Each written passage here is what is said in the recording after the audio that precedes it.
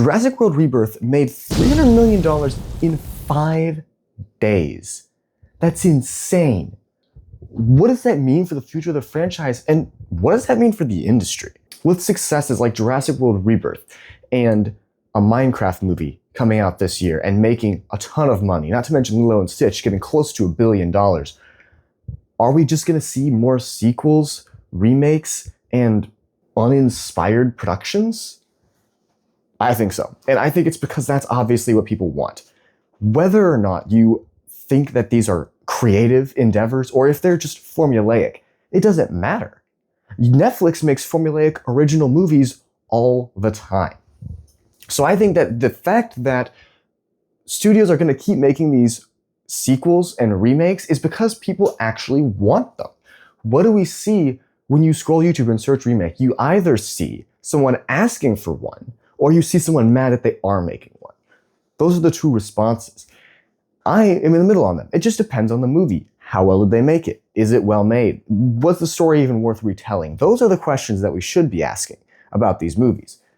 We shouldn't be asking, why did they make this movie? Because it's obvious why they make this movie. Every movie they make is designed to make money. The creatives behind them have other reasons for making them, but the studios only make them to make money. So don't get mad when someone makes a movie to make money, because that's why they make every single movie. Jurassic World is just another example of that. And Jurassic World is a prime example of how sequels will continue to make money in the future.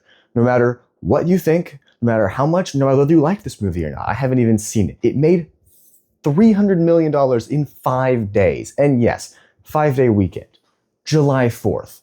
All of these things contribute to the success of Jurassic World Rebirth, but that doesn't matter. Lilo and Stitch opened to almost $100 million. F1 opened to almost $100 million. F1 isn't even a reboot or a remake or a sequel. F1 is its own movie, but the marketing was there, so the movie made money. I've always said there's a lot more to what makes a movie make money than what people think. A lot of times people think, oh, this movie has IP, it'll make money. Not necessarily. If they don't market it right, it won't work. A quick example of this, Elio versus F1. Sure, two completely different audiences. Doesn't matter. The marketing was different. Okay, you say that that's not really good. Elio versus Lilo and Stitch. One is live action, one is animated. Will the live action put people off? No. Lilo and Stitch and How to Train Your Dragon both made a ton of money. Elio didn't. Is it the animation that put people off? No. Pixar has been churning out billion-dollar movies for years. Just take, for example, Inside Out 2 from last year. Here's the difference. People knew what Inside Out was about. They knew the themes that were going to be explored, and the movie delivered on that. Elio, the themes that it wanted to explore were themes about self-understanding as an 11-year-old. Now, here's the thing. It's very hard to know who you are when you're 11. More than that, it's really hard to know who you aren't when you're 11. When you're 11, you don't know anything. Elio was a movie about a kid who was supposed to find who he was in this story. Studio didn't like it. Studio changed the story. What did that do to the movie? It made it worse. The studio wanted the movie to make money, and in doing that, isolated both sides of its audience. The director that they originally hired wanted to make a coming out story for an 11-year-old. LGBTQ group story coming out. Studio didn't like that. They didn't think it would make money. So they had them take most of that stuff out. Guess what? Now you're left with a movie that doesn't even have the point of what the movie was trying to make. I don't agree with LGBTQ. But creatively, that story either shouldn't have been greenlit or should have stayed the way it was. I don't think it's good to tell 11-year-olds that they should change who they are. But at the same time, if you're going to greenlight a movie, let the movie be what the movie is supposed to be and don't change it. When studios change the projects, when they get their fingers all in the mechanical workings of this film, That is whenever movies go south. Take a look at Solo, a Star Wars story. This movie, they hired Chris Miller and Phil Lord.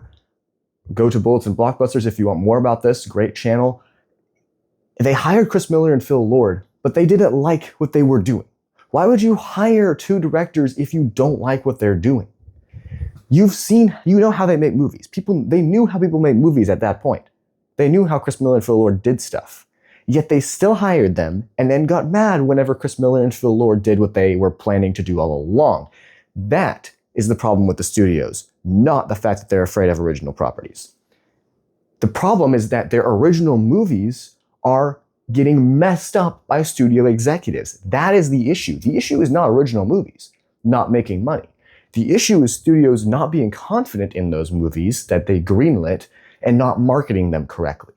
Elio was buried. Elio was buried. Nobody knew it was coming out and nobody cared that it was coming out. Except some people on YouTube. That's the problem. The problem isn't that they're only making remakes and reboots and sequels. The reason they only make those is because those are the only movies that make money. And the reason those are the only movies that make money is because those are the only ones that the studios are confident in. It's a cruel cycle. The studios only want to make specific kinds of movies, so they greenlight those, but they also want to appear like they care about filmmakers, so they greenlight these other movies that are original, but then they don't advertise them. They don't market them. That's what sets A24 apart. But at the same time, A24 doesn't make money. Their biggest opening weekend is $25 million. Jurassic World just opened to $300 million in 5 days. That's an insane amount of money. And coming up, we have Fantastic Four and Superman, who I believe will probably carry that momentum throughout July and into August. This is going to be a huge summer for the box office. We're so back, baby. But you have to understand that if you want original movies to make money, you have to go see them. And to go see them, you have to know they're coming out.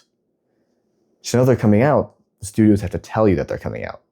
And that's not something they're doing.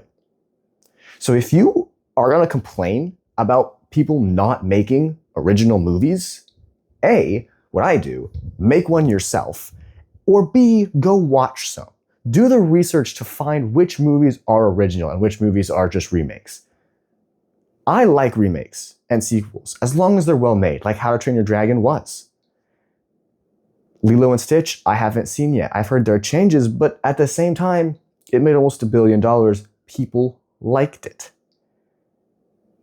So if you want original movies to come back and make a lot of money, like F1 is, go see them. I have an exciting announcement, in fact, actually. I just published a fantasy book. See what I mean about if you want original properties out there, you gotta make them yourself. Silent Arindlar Story is a tale about a mute who is traveling the world to try and figure out a way to lift his curse of being unable to speak. I hope that you check it out on Amazon. I'll link it in the description. And, I'll see you in the next one. Farewell, friends.